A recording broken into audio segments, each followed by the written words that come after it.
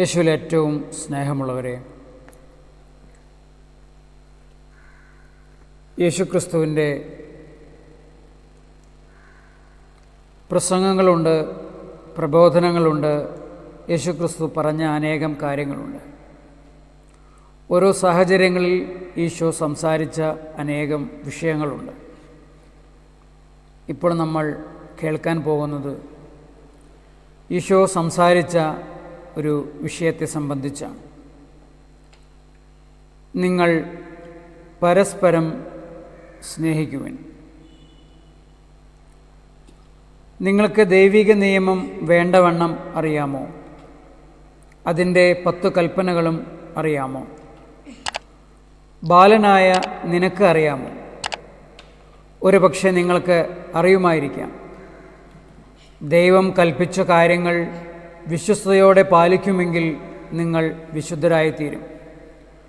അപ്പോൾ ലോകത്തിൽ നിന്നും അകന്നു പോകുന്നതായി നിങ്ങൾ പരാതിപ്പെടരുത്. അത് നിങ്ങളെ പാപത്തിൽ നിന്നും സംരക്ഷിക്കും. എന്നാൽ ദൈവം നിങ്ങളിൽ നിന്നും അകലെയായിരിക്കുകയില്ല. ഏകാന്തതയിൽ അവിടുന്ന് നിങ്ങൾക്ക് കൂടുതൽ സമീപസ്ഥനായി അനുഭവപ്പെടും. അപ്പോൾ നിങ്ങൾക്ക് ദൈവദാനമാകുന്ന കാറ്റ് കേൾക്കുവാൻ കഴിയും. അവിടുത്തെ ശബ്ദം അവിടുന്ന് സൃഷ്ടിച്ച ചെടികളിൽ നിന്നും ജലത്തിൽ നിന്നും നിങ്ങൾക്ക് കേൾക്കാൻ കഴിയും. ആടുകൾ നിങ്ങളെ ഒരു വലിയ നന്മ, അതല്ല ഒട്ടേറെ നന്മകൾ പഠിപ്പിക്കുന്നു. അവ വിനയമുള്ളവയും അനുസരണമുള്ളവയുമാണ്. അല്പം കൊണ്ട് അവ തൃപ്തരാകുന്നു. തങ്ങൾക്ക് ഉള്ളവയിൽ അവ കൃതജ്ഞരാണ്. അവയെ പരിരക്ഷിക്കുകയും സ്നേഹിക്കുകയും ചെയ്യുന്നവരെ അവ സ്നേഹിക്കുകയും തിരിച്ചറിയുകയും ചെയ്യുന്നു.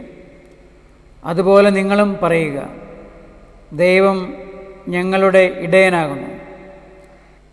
അവിടുന്ന് ഞങ്ങളെ പരിരക്ഷിക്കുകയും നല്ല കാര്യങ്ങൾ ഞങ്ങൾക്ക് തരികയും ചെയ്യുന്നു. ഞങ്ങൾക്ക് ജീവിക്കാൻ ആവശ്യമുള്ളതൊക്കെയും അവിടുന്ന് തരുന്നു. നിങ്ങളുടെ ഹൃദയങ്ങളിൽ നിന്ന് ചെന്നായ്ക്കളെ അകറ്റി നിർത്തുക. ദുഷ്ടമനുഷ്യൻ ചെന്നായ്ക്കളാണ്. സാത്താൻ്റെ ആജ്ഞപ്രകാരം അവർ നിങ്ങളെ പാപത്തിലേക്ക് നയിക്കുകയും ചീത്ത പ്രവർത്തികൾ ചെയ്യുവാൻ പ്രേരിപ്പിക്കുകയും ചെയ്യുന്നു. നിങ്ങളിൽ പാപം കടത്തിവിടുന്നതും സാത്താൻ തന്നെയാണ്. അപ്രകാരം അവൻ നിങ്ങളെ പിച്ചു ചീന്തുന്നു. നിങ്ങൾ ജാഗ്രതയോടെ ഇരിക്കുക. ഇടയന്മാരായ നിങ്ങൾക്ക് ചെന്നായ്ക്കളുടെ സ്വഭാവരീതികൾ അറിയാമല്ലോ. അവ കൗശലശാലികളാണ്. ആടുകളാകട്ടെ സത്യസന്ധരും നിഷ്കളങ്കരുമാണ്. ചെന്നായ്ക്കൾ നിങ്ങളുടെ സമീപത്തു നിന്ന് ആടുകളെ മോഷ്ടിക്കുന്നു. അവ കുറ്റിക്കാടുകളിൽ പതിയിരിക്കുന്നു. നിങ്ങളുടെ ശ്രദ്ധയിൽ പെടാതിരിക്കുവാൻ വേണ്ടി പാറ പോലെ നിശ്ചലരായി കിടക്കുന്നു. ആ കിടപ്പ് കണ്ടാൽ പുൽമേടുകളിലേക്ക് ഉരുണ്ടുവന്ന വലിയ കല്ലുകളാണെന്ന് തോന്നുകയില്ലേ? അങ്ങനെ ആരും തന്നെ ശ്രദ്ധിക്കുന്നില്ലെന്ന് ബോധ്യമാകുമ്പോൾ അവൻ ചാടി വീണ് കടിക്കുന്നു. സാത്താൻ പ്രവർത്തിക്കുന്നതും ഇപ്രകാരമാണ്. അവൻ നിന്റെ ദൗർബല്യങ്ങൾ നിരീക്ഷിച്ച് മനസ്സിലാക്കുന്നു. നിങ്ങളെ ചുറ്റിപ്പറ്റി നടക്കുകയും ചെയ്യുന്നു.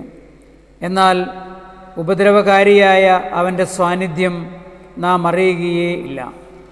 നമ്മുടെ ശ്രദ്ധ മറ്റു കാര്യങ്ങളിലായിരിക്കും. ഈ സമയത്തൊക്കെയും അവൻ നിന്നെ പരീക്ഷിച്ചുകൊണ്ടേയിരിക്കും. പിന്നെ പെടുന്നനെ അവൻ നിങ്ങളിലേക്ക് പാപത്തെ കടത്തിവിടുന്നു. മിക്കപ്പോഴും അവൻ വിജയം വരിക്കുന്നു.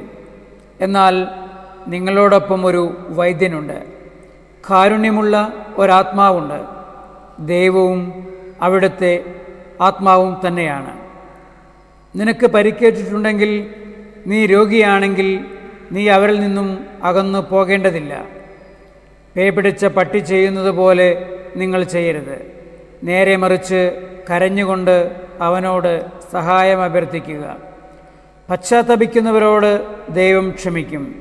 നിങ്ങളോടൊപ്പം നിന്ന് നിങ്ങൾക്ക് വേണ്ടി ദൈവത്തോട് അപേക്ഷിക്കുവാൻ നിങ്ങളുടെ മാലാഖ എപ്പോഴും തയ്യാറായിരിക്കും. നിങ്ങൾ പരസ്പരം സ്നേഹിക്കുക. ഈ കുട്ടിയെ നോക്കുക. നിങ്ങളിൽ ഓരോരുത്തർക്കും ഈ അനാഥ ബാലൻ്റെ പിതാവാണെന്ന ഒരു ബോധമുണ്ടാകണം. ഒരു ബാലൻ നിങ്ങളുടെ കൂടെ ഉള്ളതിനാൽ നിങ്ങളുടെ ഓരോ പ്രവൃത്തിയും ഈ കുട്ടിയോട് ആദരവ് കാണിക്കുന്ന തരത്തിൽ ദിവ്യമായ നിയന്ത്രണത്തിന് വിധേയമായിരിക്കണം.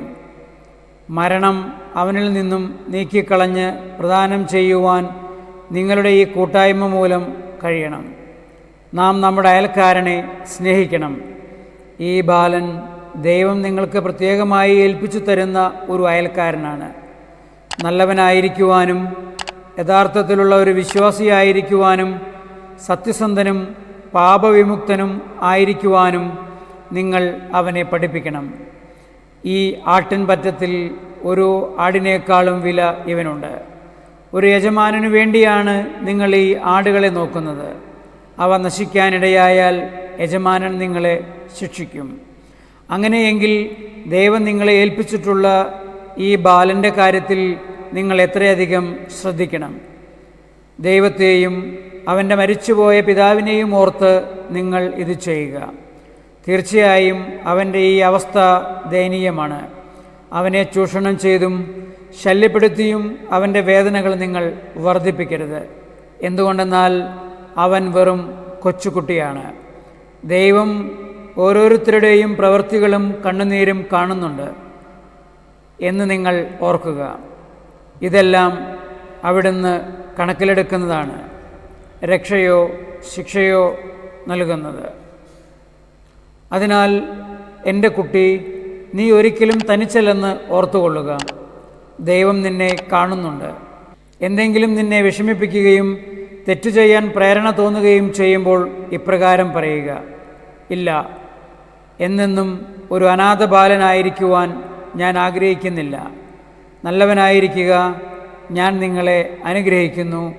അതിനാൽ സകല നന്മയും നിങ്ങളുടെ മേൽ വരും.